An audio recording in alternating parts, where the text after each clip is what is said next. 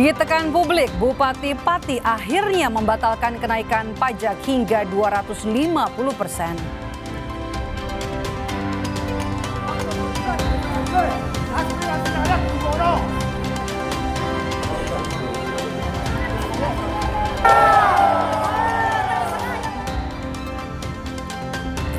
Anak meninggal karena diduga dianiaya senior. Ayah Prada Luki Sepril Saputra histeris. Korban meninggal setelah 3 hari dirawat di RSUD.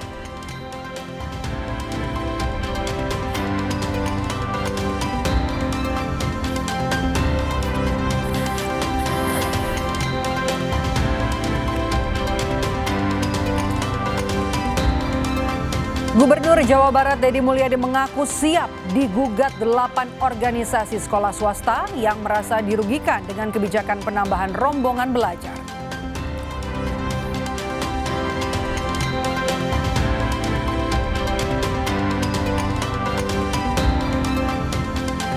Halo saudara, kita jumpa lagi dalam program Indonesia Update. Selama 30 menit ke depan kami hadirkan beragam informasi terbaru dari seluruh penjuru tanah air. Langsung saja kita mulai Indonesia Update selengkapnya bersama saya Maido Pelfrina hanya di Kompas TV, independen, terpercaya.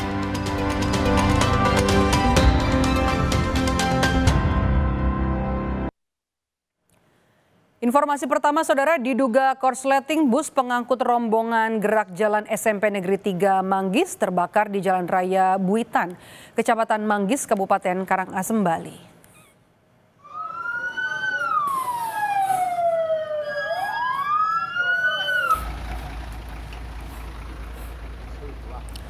Kobaran api membesar membakar habis seluruh badan bus di Jalan Raya Buitan, Kecamatan Manggis, Kabupaten Karangasem, Bali.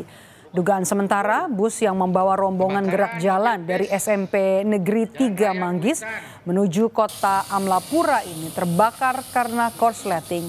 Mengetahui bus terbakar, seluruh penumpang turun untuk menyelamatkan diri.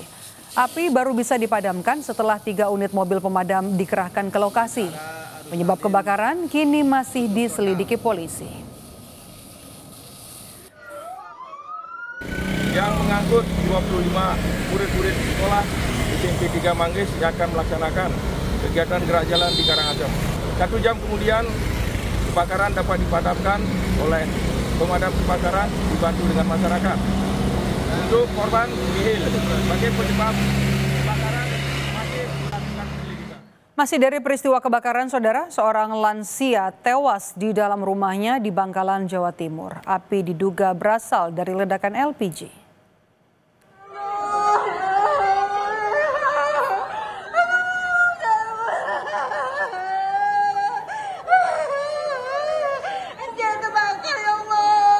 Warga panik saat mengetahui Robiah menjadi korban kebakaran yang terjadi di rumahnya di Desa Bator, Kecamatan Klampis, Bangkalan, Jawa Timur. Dugaan sementara api berasal dari ledakan LPG 3 kg.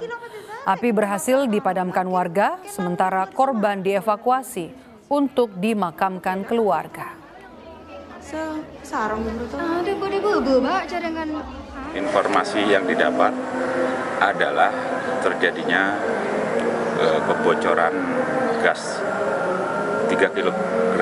Didapati korban tertimpa reruntuhan kayu balok-balok gitu, dan didapati di dalam keadaan sudah meninggal dunia. Kita beralih ke informasi lainnya, saudara. Bupati dan PLT Sekda Kabupaten Pati, Jawa Tengah disoraki warga saat kirap budaya HUT ke-702 Kabupaten Pati. Warga menyoraki Bupati Pati Sudewo saat melewati alun-alun.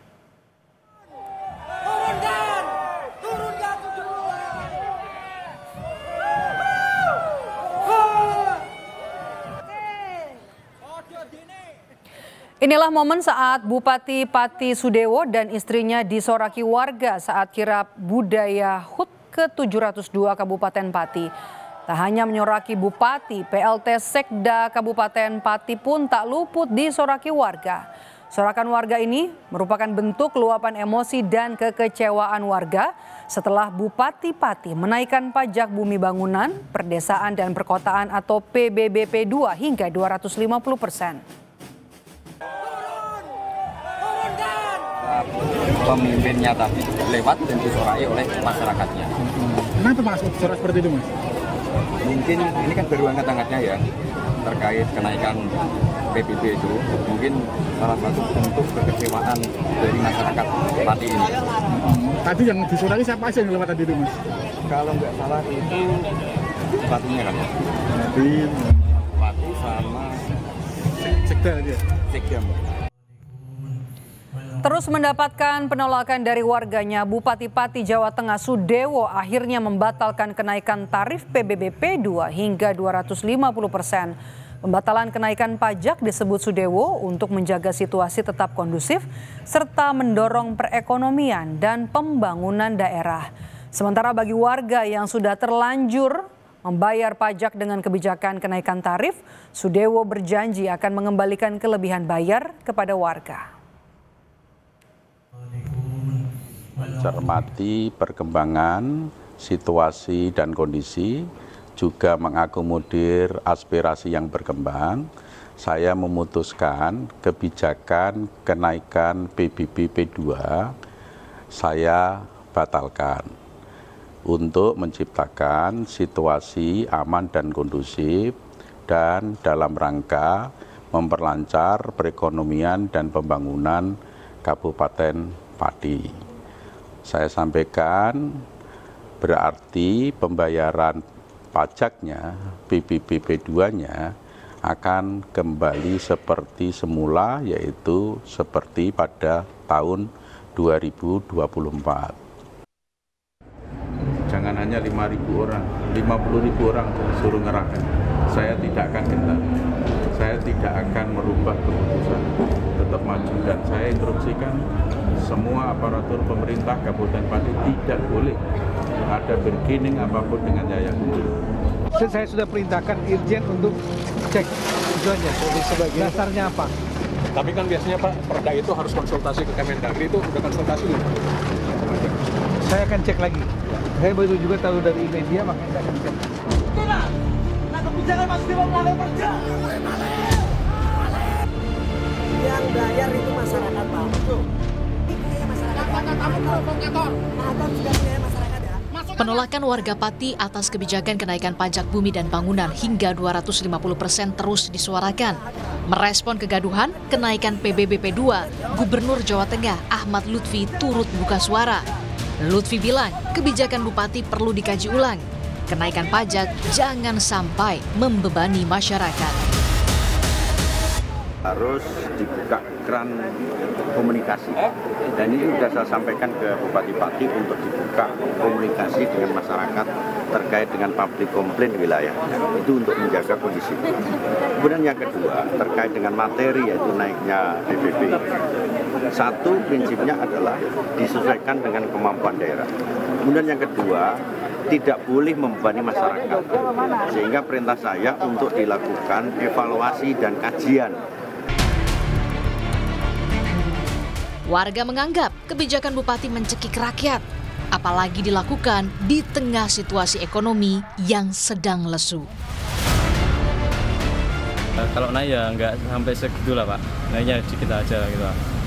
Terus juga ini tahun ini kan istilahnya ekonominya juga nggak membaik gitu. Memberatkan rakyat Mas, itu tidak sesuai dengan janji-janji Sudewo waktu kampanye, tidak akan menaikkan pajak.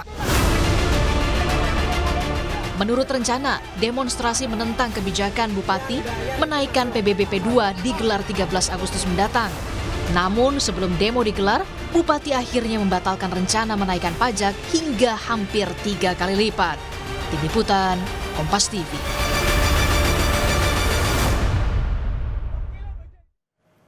Diduga jadi korban penganiayaan senior, jenazah Prada Luki Sepril Saputra Namo disemayamkan di rumah duka di Nusa Tenggara Timur. Bupati berharap peristiwa ini jadi bahan evaluasi di internal TNI.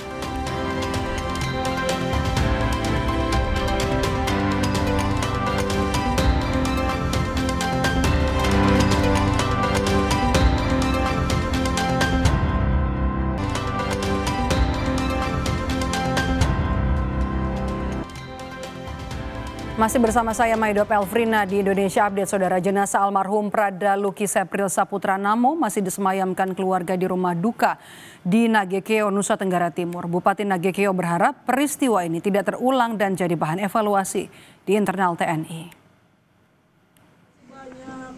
Kehadiran Bupati dan Wakil Bupati Nagekeo, Nusa Tenggara Timur di rumah almarhum Prada Luki Sepril Saputra Namo disambut kedua orang tua almarhum. Bupati menyesalkan insiden yang menimpa almarhum Prada Luki. Karena itu, Bupati berharap adanya evaluasi internal dalam tubuh TNI agar kejadian serupa tak terulang lagi. Bupati juga mengapresiasi kehadiran Batalion Teritorial Pembangunan 834 Wakangamere berdampak langsung pada pembangunan bagi masyarakat di Kabupaten Nagekeo.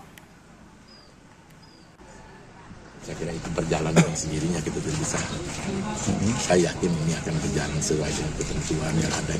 Harapan kita semua, saya kira bukan hanya harapan saya, kita semua warga Nagekeo, kami semua di pemerintah Nagekeo juga berharap bahwa peristiwa ini tidak akan terulang lagi ke depan. Agar tidak terulang lagi, di mana koordinasi ke depannya sehingga tidak terulang lagi kejadian ini di Nagekeo. Itu teknis dan mekanismenya pasti kami akan bicarakan dengan pimpinan di sana. Nah, ini bahan evaluasi kami semua. Dari pemerintah daerah dan kesatuan ya. Iya, itu kami harus ada koordinasi di sana.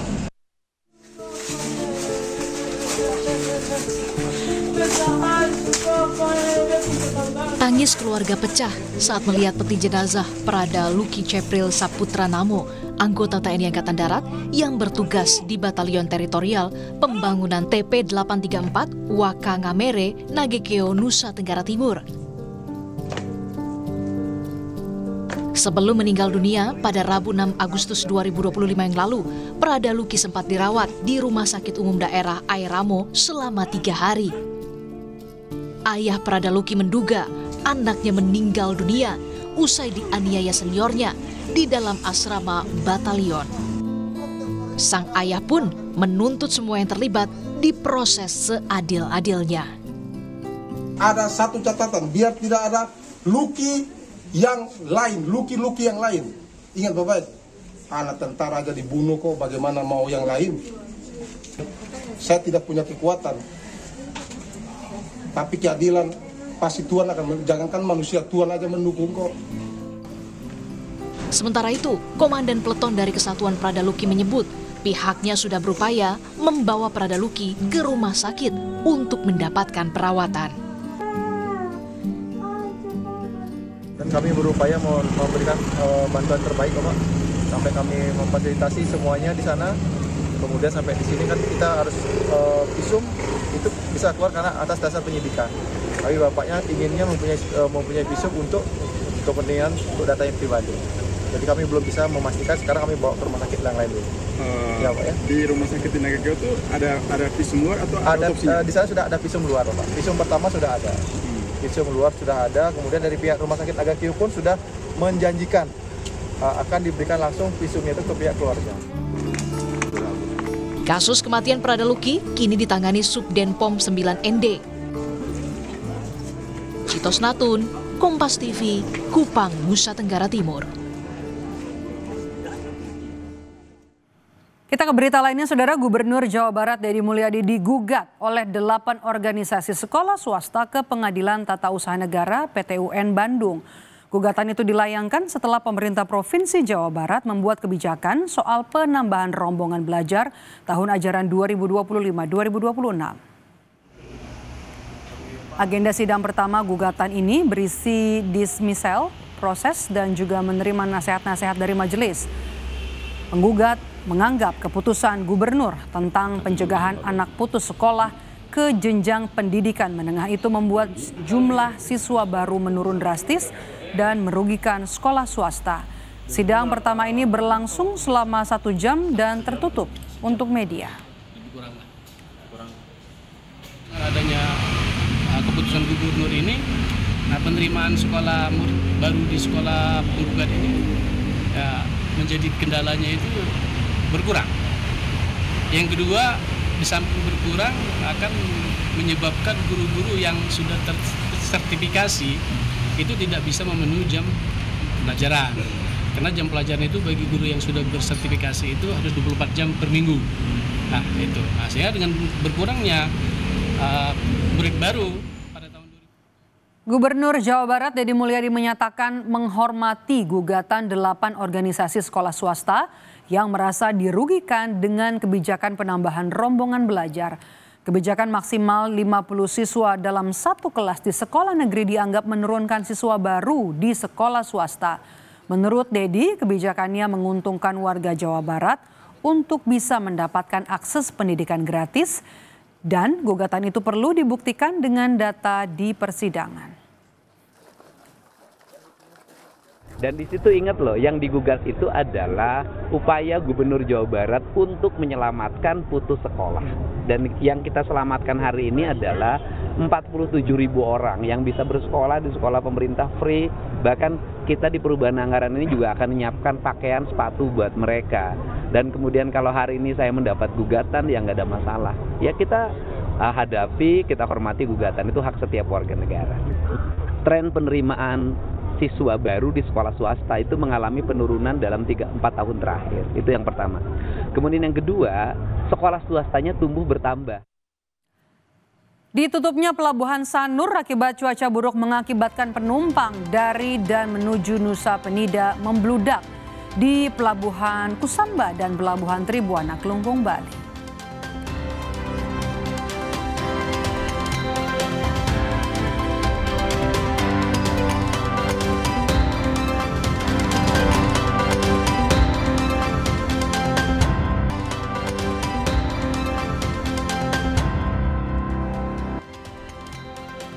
Imbas ditutupnya Pelabuhan Sanur akibat cuaca buruk, penumpang dari dan menuju Nusa Penida membludak di Pelabuhan Kusamba dan Pelabuhan Tribuana, Kelungkung, Bali. Syah Bandar pun harus menambah jadwal penyeberangan hingga sore hari. Membludaknya penumpang terjadi sejak Kamis 7 Agustus setelah Pelabuhan Sanur yang merupakan akses utama penumpang dari Denpasar menuju Nusa Penida ditutup sementara. Imbasnya adalah penumpang kemudian dialihkan melalui Pelabuhan Kusamba dan Tribuana di Kabupaten Kelungkung. Penumpang didominasi wisatawan yang hendak berlibur ke Nusa Penida. Pihak Syah Bandar bekerja sama dengan operator fastboat menambah jumlah trip penyeberangan hingga sore hari. Adanya peningkatan penumpang saat ini di pos wilayah kerja Kusamba karena penumpang kaitannya dengan penyeberangan di Kusamba melihat kondisi cuaca di lapangan masih bisa memungkinkan untuk melakukan kegiatan penyeberangan dari Kusamba. Kami tutup Indonesia Update hari ini. Terima kasih sudah menonton. Saya Maido Pelfrina. Sampai jumpa.